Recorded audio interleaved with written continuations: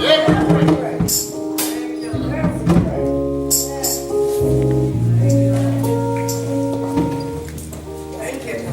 of all, I want to give God the glory, and I want to thank Him for allowing me to travel here safely from Bloomington, Normal.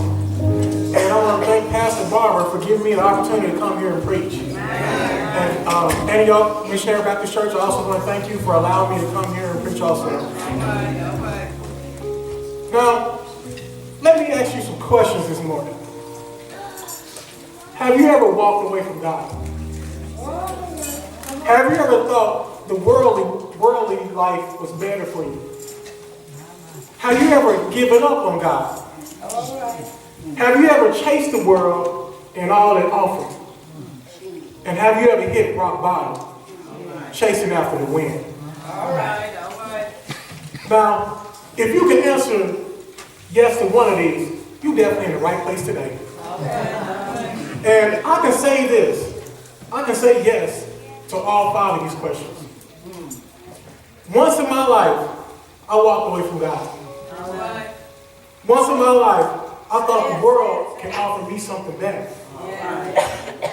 Once in my life, I hit rock bottom, chasing after the wind. And the reason why, when my dad was a pastor, all the things I saw him go through made me walk away from God.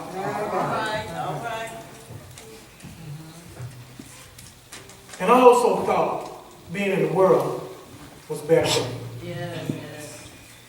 Now, what types of things I did while I was out in the world? Chasing wild women. Partying all night, sleeping all day. Drinking until my pain got numb. Spending my money on crazy things. And I remember this back in the days when I was young.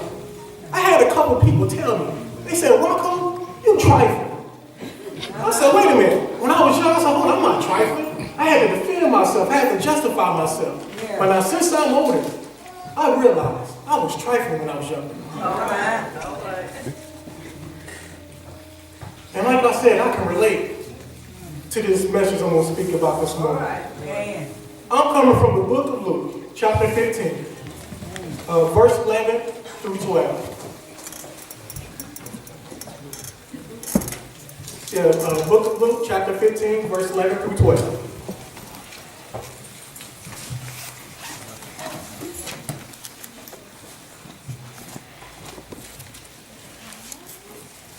So at this time, Jesus was speaking to the Jerusalem, the leaders of the time. And he said, Jesus continued, there was a man who had 2 sons. The younger one said to his father, "Father, give me the share of my estate." So he divided his property between them. And this morning, I'm going to talk about walking away from God. Now, one thing you have to remember, when this younger man said he wanted his share of the estate, one thing you got to remember, the only way you get your share of the estate, that person has to die. That's the only way you can get it. But to this young man, he thought, my father, you are already dead to me right now. So go ahead and give me the share of my estate. And so this young man, he was like, I want to do whatever I wanted to do. And this sounds so familiar to me. Like I said, when I was younger, I told God to stay out of my life. You stay in your corner, and I stay in mine. I want you to have no part of my life. I want to do whatever I wanted to do. I wanted to be the center of my life. I wanted to control my life.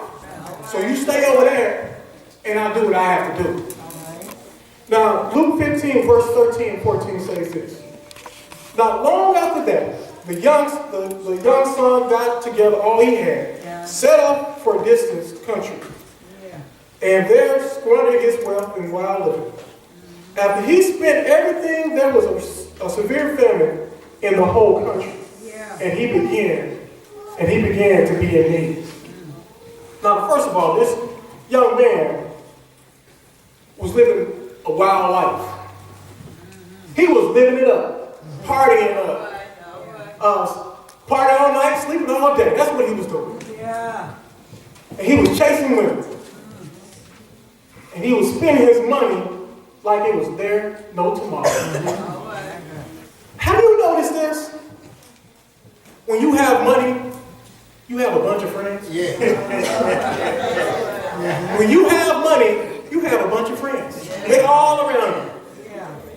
And when the water well runs dry, that's when the water well runs dry, that's when your friends who is with you leave you. So what I'm saying is, when your money gone, they not there for you. They're there for you as long as you have money. Now, I always say this back in the days. I'm not going to gamble my money, but I'm going to gamble somebody else's money. And that's what they was doing. They was partying on this young man's money. They weren't partying on their dime. They was partying on his dime. Yeah. And when he lost his money, none of them was nowhere to be found. And another thing you have to pay attention to, when his money was gone, that was a famine in the country. And my dad used to always say, save your money for a rainy day. Yeah. And this world tells you to live for today, to live for this moment. Because tomorrow is not promised. Yeah. But this young man was living for today and this moment. Yeah. And he spent all his money. Yeah. And like I said, there was a famine in the country. Yeah. But when the money was no longer there, the younger man begins to be in need. Have you noticed that? When you have money, you have no needs. Yeah. You can go spend all you want to. If you want to buy something, you can go buy it. If you want a car, you can go buy a car. If you want a house, you can go buy it. And if you want friends, you can buy friends. But when the money is gone, you have need. All those things you had is gone. All right. So now you have a need. In verse 15 and 16, I'm still in Luke chapter 15. So when he went and hired himself out to citizens of the country, who sent him to his fields to feed the pigs, he longed to fill his stomach with the pods that the pigs was eating, but no one gave him anything. No one. This young man spent all his money on wild living. Yeah. This young man wanted nothing to do with his father. This young man wanted to live his life the way he wanted to live it. Yeah. But the young man found himself at the bottom of the pig's pit. All that wild living, all that spending money he had, he found himself with the pigs. He had to sell himself basically as a slave to eat and be with pigs, feed the pigs. That's what he had to do. And while he was with his father, he had everything. Now, I'm not just talking just about money, just money. I'm not just talking about money. But when he was with his father, he didn't have to worry about money. He had clothes, he had a house over his head. If it was back in these days, he would have had a car. He had everything when he was with his father. But when he left his father, he had nothing. All right. He went from something to nothing. Yeah. Because he spent all his money. And at that time, when he spent all his money, nobody gave him anything. And so that's why he was sitting there with the pigs. Because nobody gave him anything. He gave everybody else, his friend, who his so-called friends, he gave them everything. But when he lost everything, nobody gave him nothing. But now he's sitting eating with the pods that the pigs was eating. This young man hit rock bottom. Like I said before, I hit rock bottom before. And I know the feeling of being in the pit with the pigs. I'm not saying I've been there, but I know the feeling. Man. I know the feeling of eating with the pies of the pigs were eating. I've been there. and I done that.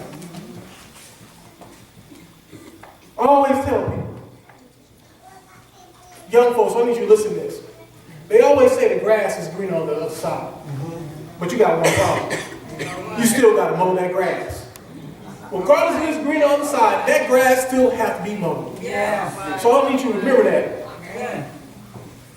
But like what I said, when you hit rock bottom, you only have two choices. You can stay in the pit with the pigs, or you can come to your senses. Those are the only two choices you have. You can stay there, or you can get up and come to your senses. And verse 17 to 18 says this.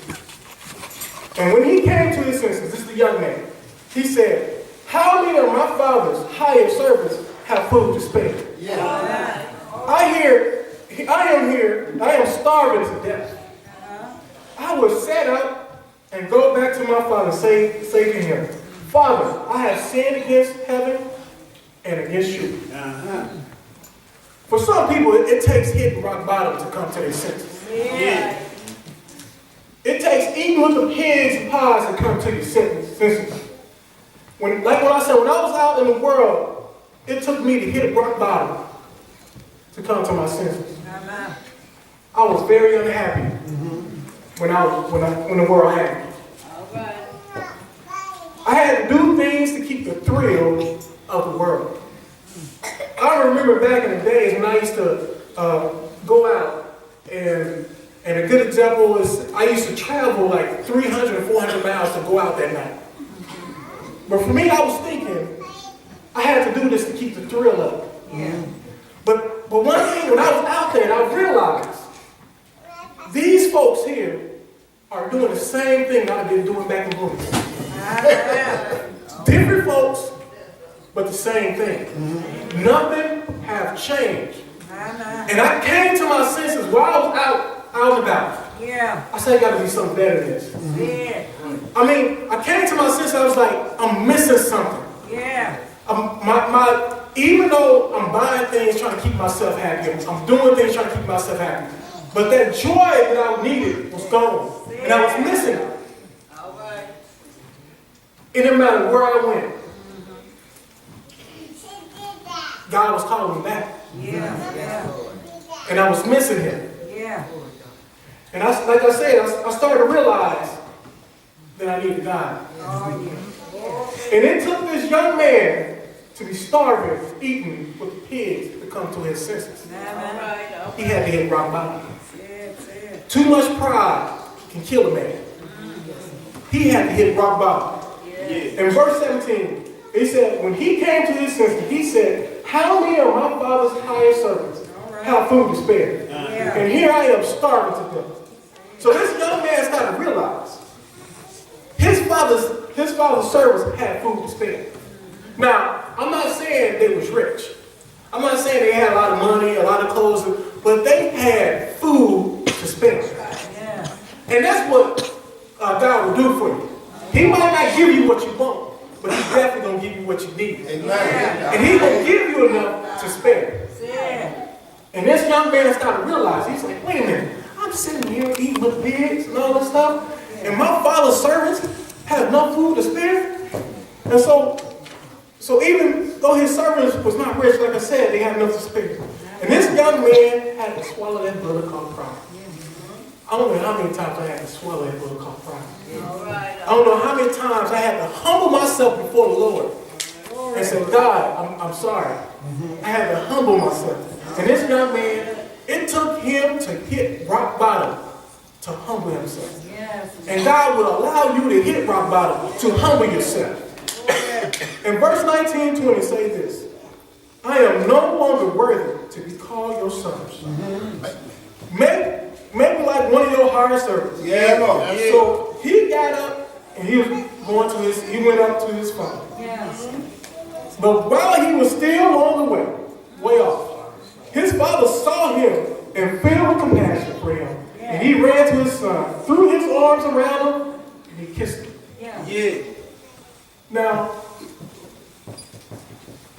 when a person finally says they're not worthy of something, This is when they have shame of what happened to them or what they done. They feel ashamed of it. Yeah. As a human being, when we come back to God, we feel that we're not worthy. Yes. All right. All right. And like he said, I am not worthy to be your son. Yeah, Lord. Make me one of your hired servants. Yeah. Yeah. But let me tell you what God does. Come on. But the father was happy to see his son, and he had compassion for him. Yes. And what did he do? He ran, grabbed his son, Yeah. hugged him, Yeah. and kissed him. Yes. All right. I'm talking about the same son who walked away from him. Yeah, Lord. I'm talking about the same son who threw away the money that his father built up. Glory. Same boy. But the father, anyway, wrapped his arms around him Yes. and kissed him. Yeah. And verse 21 through 24 says this. The son said to him, Father, and he's talking to his father, this young man, he says, I have sinned against heaven and against you. I am no longer to be called your son. But this was the father. This is what I like about God. Yes. And this was his reply. He said, but the father said to his servants, quick, bring the best robe and put on him. Yeah. Yeah. Put a ring on his finger. Yeah. And sandals on his feet. Yeah. Bring the fattened calf and kill it. Yeah. Let's have a feast and celebrate. Yes. Sir. For this son of mine was dead Yes, sir. and is alive again. Yeah. He was lost and found. So they began to celebrate. All right. All right. This young man came. He was like, I'm not even worthy to be your son. Well, Make me one of your hired servants. yes, sir. But the father said, no, I got something better for you. This is how God looked at you. Yeah. He told his son, hey, bring this man a robe, put on him. Yeah. Put a ring on his finger. Put sandals on the feet and kill the fat calf because we're going to have a party. How do you notice this? God, every time somebody comes back to God, they throw a party in heaven. Yes. It can only be one. It don't have to be a multitude. Just one person, God will throw a party in heaven for him. Yeah, Lord. And like I said, we look at ourselves of not being worthy to be his son or daughter. We will be ashamed of what we became. All right.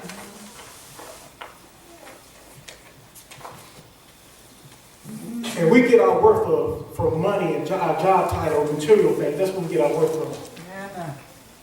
But God's worth is not what we have. Yeah. And how do I know this? And like I said, the father ran to his son and kissed him. And he told his servants to put a robe on him, Yes. to give him a ring, All right. to kill a fat calf. We're going to celebrate. Uh-huh. My son has finally getting back. My son has finally came back. Yeah, Lord. Yeah. And when we walk away from God, God waits for us to come back to him. Amen. Amen. He sits there and he waits. Yes, sir. All right. All right. And when we do come back, God have celebrations in heaven. That's how much you are worth to God. Yeah. Your identity is not in the material things and what you have in your job title. Yes. God don't look at that. God looks at your heart. Yes, Lord. All right. Your worth is not what you've done and how many friends you have and all that type of stuff. That's not God's worth. My Lord. Yes. And like I said, all it takes is just one person to come back. Yeah. They will celebrate. And a good example was about when that lady, when she lost her coin, she had 10 coins, she lost one. She searched through the whole house. And when she finally found that one coin, what did she do? She ran out and told everybody, yeah, my coin, it's time to celebrate. Yeah. One All coin. right. A shepherd would leave his sheep, leave the sheep, and will go find that one. Uh-huh. And when they find that one sheep, they celebrate. Yeah. All right. God is waiting for you to come back. All right. I remember my father said this one day. He said back in the 60s, and this was 1962, they took prayer out of school. And I know back in the 60s, you know, the civil rights movement was going on and you know, a lot of stuff was going on. But he said once they took prayer out of school, a lot of bad things started to happen. All right. He said ever since they made that decision, Yes. and ever since they walked away from God, the type of things that happened was crime went up. Divorces went up. Yes. Abortion went up. All right. And number of non-believers went up. Yes. When they took prayer out of school, those things started to go up. Yes. And have you noticed? When we take God out of the equation, Oh, yeah. chaos happens. I'm not saying bad things didn't happen back in those days. But if you realize, look at this world today, and look how chaos we are. All right. Look in the black community, and look at the chaos. Yes. Back in the days, we was together. Yeah. Now these days, we're killing each other. Yes. Back in the days, we loved each other. Yeah. But then these days, we're selling drugs to each other. All right. Once we took prayer out of school, that was one of the worst decisions Yes. America made. And like I said, yes, we have problems. But on top of problems, we created more problems. Now, if you hear, I'm not saying physically you walk from God. I'm talking about your heart. If you have walked away from God, you need to come back to Him. Yeah. All right. Even if you don't suffer in this world and you walk away from God, you know what's going to happen when you die? You're going to suffer. Yes. One way or the other, you're going to suffer. Yeah. So it's best to suffer with God and make it a heaven than suffer with God and make it a heaven. All right. I don't know about you. All my life, when I was a young man, I've been searching. All right. I've been asking myself, even though my father was a pastor, I was like, I don't understand this God thing. And when I saw the things my dad went through, it affected me. My circumstances, the things that happened to me, made me walk away from God. All right. My circumstances, the way I depended on God was, if my circumstances was good, I'm going to serve it. But if my circumstances are bad, I'm going to walk away from it. All right. I treated God like a vending machine. I put my money in, and I hit the button. I give me what I want. Yeah. And when I didn't get what I want, I walked away. All right. And like I said before, even if you come to God, don't mean you're not going to have struggles and trials and tribulations in life. That's right. Don't believe that when people say, oh, you come to God, everything's going to be all good, you'll get money. No, it doesn't work like that. But one thing I realized, even when I was out in the world, God was still with me. Yes. He never let me deal with things by myself. Amen. He was always with me. Yes, sir. Never left me alone. No. He never forsake me, and he never left me. Yeah. He always been there for me. And when I finally got old, I started to realize God has been there with me all the time. Yes. Because I could, you know what? I could have been 6 foot under. Yes. I could have been in really bad shape. All right. And God always put a certain person in my life at the right time to Yes. tell me, hey, young man, you need to come back this way. Yeah. I'm like, I realized that. Once in my life, when I was about to make the wrong decision, some person, older person, came to me and said, "Rocco, you made the wrong choice. Yeah. It's time to come back." Yes, it is. Thank you, and God bless. Oh, yeah.